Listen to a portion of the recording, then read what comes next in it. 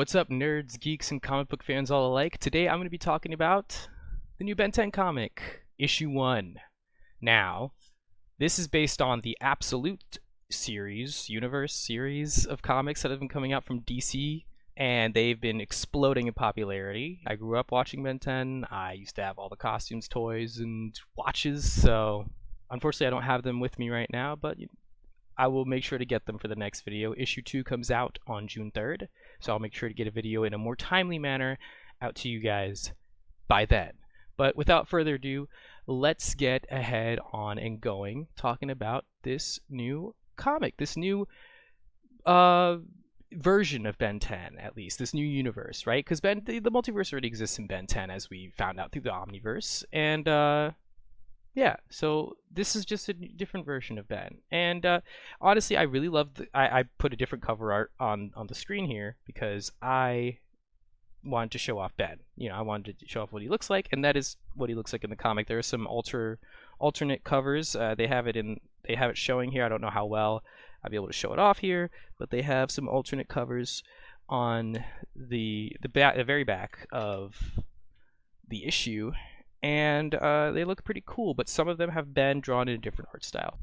So the two aliens that we do see in this issue are Heat Blast and Forearms.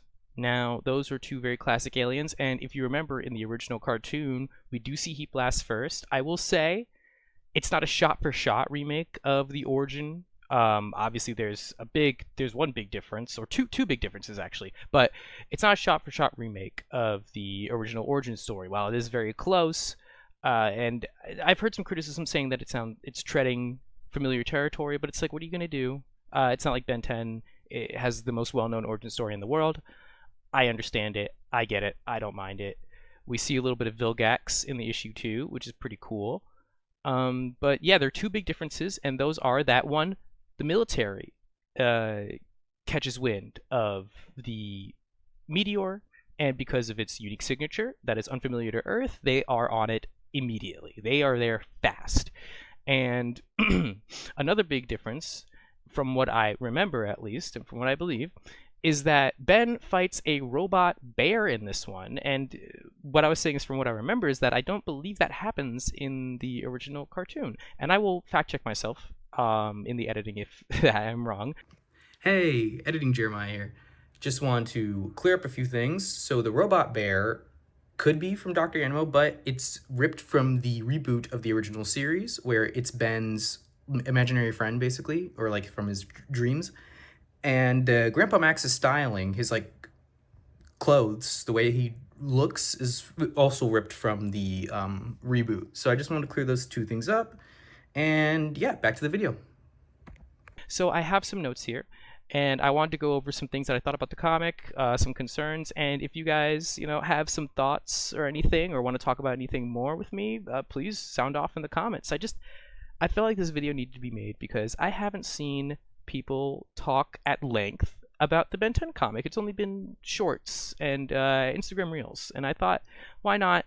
I liked watching a lot of YouTubers that do comic book reviews, and I thought, it's not going to be as fancy as those guys, but why not talk about it? Now, without further ado, let's go. Ben 10 issue 1, right? Now, it's we have some writing that's not the best. I want to get the negatives out of the way first. The writing feels a little rushed. Writing and the artwork too at times. There are some, and I can pull up I will pull up right now actually some examples if I am not able to find some screen grabs. But right here, as you can see, this is the biggest example I've been seeing online, and the one I see here too. Ben and Gwen in this frame just do not really look the best, honestly. And I can forgive some art that's kind of rough, but the comic book it blew up, right? It's very popular. They're coming out with more issues, obviously, but it's not. I feel like they had time.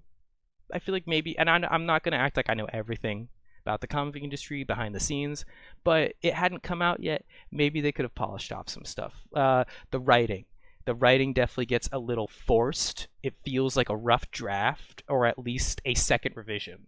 You know, it doesn't feel like natural with the things that Ben says it sometimes, actually, because even it feels like they're forcing too much of that Gen Z lingo. I'm trying to see if I could find any more examples of some of that writing that was a little odd, but mostly the thing that caught my eye initially when the first read through, besides the forced slang and a little bit of like that kind of weird, rough dialogue is between characters, is that and I don't want to give too much away. I don't want to act like I'm spoiling the whole comic because I do want people to go out and read it and support it because I feel like with time it can and will get better. I have high hopes. I believe the team behind it, Man of Action, is the original team behind Ben 10, and the co-creator is very he's very involved. So I do have hope for this, but um, they have a really like kind of like, or I guess tongue-in-cheek way of slipping in the hero names, you know.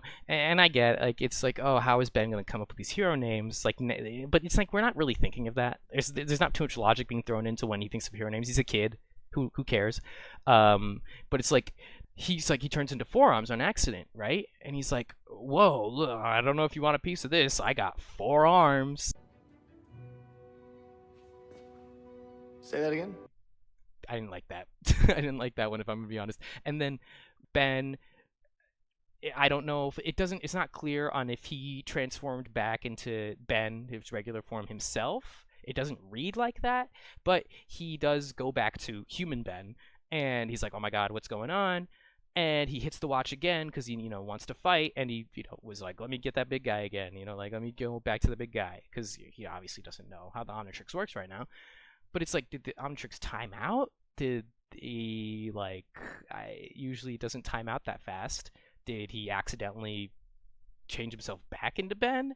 I don't know. The comic wasn't very clear on that. That's another issue I had, was that it didn't seem too clear on what quickly was going on. The art wasn't very dynamic with the action either. The panels, just there's a lot to be desired with how they're paneling things too. I mean, and let me just make sure, and I want to give it as much credit as possible because I love Ben 10 and I want this comic to keep continuing and get better and succeed. But it's just like, what is going on with this writing and the art, the action, the art itself? Like, I don't know how to explain this. It looks good, but how when it's dynamic, when they're moving, certain angles just don't look good. It feels like the artist, like, I mean, you see it on screen. That looks tough. That's cool. I like different art styles. I don't like things all looking the same and uniform across different comic books. I like different art styles. But when but it's just there are some panels and some frames that don't look the best, really. And now the issue is very short itself. There's like less than 18 pages. Um, and I will, and again, anything that I get wrong here, I will, because there's also like pages of like ads and stuff. I get it. We've all read comic books. There's ads in there. They got to get their money. We understand that there are going to be ads on our pages, but so it does take from the actual page count. So I will correct myself in the editing again if I'm wrong about that. Or I am, because I did an estimate, I guess. But there's a lot to be desired. I'm very excited for issue 2, right? But let's move on to the positives. Let's go down to the positives, right? Because we did the negatives; those were the negatives. Now let's move on to the positives. I do love the redesigns, even some of the unnecessary ones. Like Ben's, I kind of dressed up a little bit like Ben, but Ben has like the line down the middle of his white shirt. It's off to the side a little bit, like it's off. It's like a circle and it's off to his side, and that's fine. And it doesn't ruin anything. It's cool. I don't know. It's just a cool design. They gave him shorts instead of cargo pants. Who cares? Gwen has like a cool little like, and it feels outdoorsy. Like it makes sense. Gwen has like this like kind of, I don't know what to call it, but like an outdoorsy cargo jacket. Like it has pockets, like 2 pockets on the thing, not jacket, shirt. It's like a collared shirt with like some pockets on there, but it's the same coloring as her cat shirt from the show. Fine. All the characters look great. Grandpa Max pretty much is 1-to-1. I think he has like a vest on, like I mean, he's worn a vest in fishing trips and stuff, but it doesn't matter. Grandpa Max looks great. I like the little liberties they're taking with them, especially with the aliens. The aliens look cool. Now, a lot of people are complaining about how the aliens look freaky or scary or weird. I like that. They're aliens. They should look freaky, scary, and weird. Really weird. They should look really weird. As you can see some of them on the screen. Gray matter. What is going on? That's cool. That's cool. Look at that. Like, you should have more. And you can't really see it very well. Maybe I can drag the image a little bit. Look at that. Cannonbolt. Crazy. Cannonbolt looks crazy. Heat Blast looks pretty similar. He's less of a rocky thing and more like a metal thing he's got going on. Wildvine, look at Wildvine over there. That's crazy. That looks weird, and I love that. He looks like a scary plant. Diamond Head looks pretty much the same, except he doesn't have a shirt. Okay. Accelerate is probably the one I like the least because, and I'll get into that in a second. But Upgrade. Why is he? I don't know why he's purple, but looks cool. Still looks cool. I mean, there's not really much you can do changing up Upgrade. And then we have Forearms. Forearms. Now he doesn't have this red little top neck shoulder thing, whatever it is, in the comic itself, but he looks pretty much exactly the same. I showed you earlier. He looks pretty much exactly the same as he did in the show. Now, reason I don't like Accelerate that much here, right? Reason I don't really like him that much is because they gave him wheels on his feet. You know, and I can pull this up. He has in the original show. He has like these balls on his feet that and I guess it should show why he runs so fast is there's less friction, right? Don't really know the science behind that.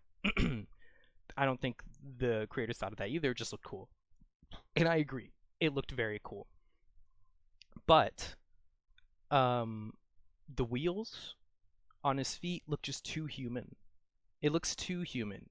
If that, if that makes sense. It looks like he's got tires on his feet, and I'm worried if that's just gonna a cop out for the character, so they don't have to draw the character running pshoo, pshoo, pshoo. Instead they're gonna have it just kind of stagnant, standing still and zooming off. I'm not sure. We haven't seen Accelerate in action yet in the series, but so far I am really other than the aliens. Moving on from the aliens, I do in general. I do like the redesigns. I do think the redesigns are cool. I love them for the aliens. So far for the characters, the human characters, it doesn't really change much, but it looks cool. I mean, it's definitely giving it its own distinct visual without looking like it's trying too hard. You know, it's just slight differences, alternate universe. That's cool. That's cool. It is based off of the absolute. It's inspired by the absolute take on these superheroes, the more serious, a world without hope kind of thing, which is another thing that I really like about this comic is that it shows how the real world would probably respond to a mysterious meteor landing on Earth like that and being discovered by, or not even because they don't know it's discovered by someone, but just missing when they find it. An empty crater. The military would be on that immediately, and they probably wouldn't rest until they figured out what was going on. So I'm really excited to see where that takes Ben, and where that takes Grandpa Max and Gwen. I wonder what that would mean for Kevin, because and this is, I might be getting way ahead of myself, but if Kevin is part Osmosian, right? Do you think he's either gonna be exactly how I was in the original show, or is he going to be some kind of government special ops slave government captive, right? And they're and either they use him for special ops missions, or they're hey, you're the only thing that we got that's an alien. Go fight this alien, you alien. Maybe that's, I don't know. I'm getting ahead of myself. I'm really excited to see what they do with Kevin. If they tackle him in the future of this, maybe they're going to take a little hiatus and come with there's no seasons of comics, but a whatever the season 2 equivalent would be, I'm excited for that. I really like the military is chasing after him, that he's involved with not involved, but the government is involved with what's going on in the world. It makes sense, obviously. You would think, where's the government in all of this? With this Ben 10 stuff, they would be involved. They would want to know what the heck the Omnitrix is. They would want to cut Ben open and see what's going on with him, and that's interesting to me. I like how the Omnitrix looks. I like how it's this weird, it's not so simplistic that it looks like a toy. And obviously, the TV show is making this because they want to sell toys as well, so it's going to be a simple, cool design also for animation. But this is really cool, like a really cool look for the Omnitrix. It's so complicated and weird. It looks like alien technology. I like that. I like how different this is. I love that so much. I love how different this stuff is without being too different, without being too weird. I like how the Omnitrix gets onto Ben instead of like him, because in the show, the ground crumbles beneath him. He's standing on the edge of the crater. The ground crumbles. He slides in, gets close, and then decides to touch it and grab it. That's probably something a kid would do. Anyway, but it's the ground crumbling. I always found that to be a little too convenient, and they did kind of retcon that in Omniverse, where Professor Paradox is with Ben, going back in time and making sure everything occurs the way it's supposed to, right? So Ben uses Armadrillo to drill the floor, making the ground crack beneath Ben, having him nudge towards the Omnitrix. This version, in the comic, he doesn't really seem interested in touching it, because obviously it's a weird thing. More forethought in this version of Ben, but it goes towards him, and it's really cool. It's a cool alien like not gross, but like weird thing to see, and it's definitely something that you wouldn't be used to being on Earth. You never seen something like that. That's really cool. I like that a lot. Again, I like how weird and kind of scary this world is. It's like a little. It feels like it's trying to like teeter on a line of horror, and I like that. Now, I did say I would talk about the bear, the Robo Bear. Does this mean we're going to see Dr. Animo soon? As soon as I saw that bear, I thought Dr. Animo. Either that, I would be really disappointed if it's a cop-out and they're like, oh, the military made this bear and it got loose. That would be kind of disappointing. I really hope it's like foreshadowing for Dr. Animo, and it's one of his experiments, and either it got free or he let it loose, or they just never explain it, but it's connected to Dr. Animo. That would be cool. Or it's a bear that he brought back to life with robotics. That could be something else, just let it kind of loose.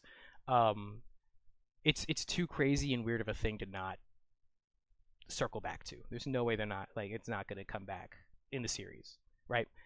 And so that's really cool. I really hope that that's what that means. Just I like Dr. Animo as a villain. He's a great reoccurring Ben 10 villain. Ben 10, he does have a very unique and cool rogues gallery. So and the lore is just deep in general with Ben. So I'm excited to see what they pull from. They did do a thing where they have some newer aliens, heavy air quotes for newer, because but that weren't in the rotation for the original 10. Right, we got Overflow or Water Hazard, whichever one it happens to be, and we also have Wildvine, which Wildvine was not in the original 10. So the original 10 were Ripjaws, the ones that they swapped out, it seems, because there are only 10 aliens on the screen, and even on this comic, we have 10 aliens on there. And yes, I can. We have, it seems like they replaced Ripjaws, Ghost Freak, and Wildmutt. That seems like the three that are swapped out for Wildvine, Cannon Bolt, and Overflow or Water Hazard, whichever one they end up calling it.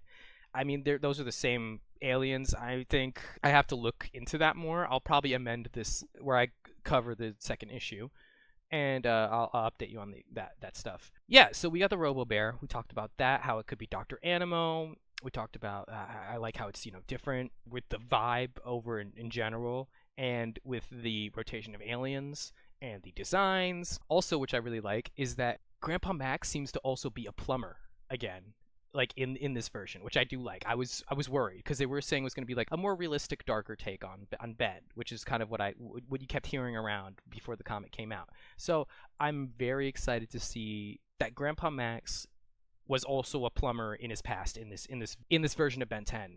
So that's cool, because it seemed with the way he was tracking Ben down, trying to look for him, he seemed very well put together, not worried, not freaking out, and and he seems to be a little too familiar with what's going on. So it's like, okay, I'm smelling what you're stepping in, Ben 10. I'm smelling what you're stepping in. So last thing that I have on my notes is that I really like Vilgax's design. I love Vilgax's design. Looks so cool, really freaky. He looks very frightening, and I love it. I love it. I'm excited to see where this goes, and I feel like all of you, if you're tuning into this, you are too. With all of its negatives, it still has a lot of potential positives, and positives even in this issue. So I'm very hopeful. Those were my thoughts on the Ben 10 issue 1 of the new Dynamite comic. That people are calling it Ben 10 Absolute, or Absolute Ben 10, or Ben 10 Dynamite, Dynamite Ben 10. I'm not too sure. What do you guys call it? Let me know in the comments. And how do you guys feel about this new version of Ben 10? What do you guys think? Do you guys think one day we're probably going to get a crossover between the different versions of Ben 10, kind of like how we got in Omniverse? That might be a little too much. Maybe. Uh, anyways, shout out again to the writer, author, and artist. We're going to have them up on the screen here. And yeah, thank you guys for tuning in. I really appreciate it. It means a lot. And like, comment, share, subscribe if you want to. If you find this interesting, I'm going to do covers of each issue, reviews, and I'm probably going to talk more about comics and stuff like that in the future, just ones that I'm really passionate about and stuff that I see not many people talking about.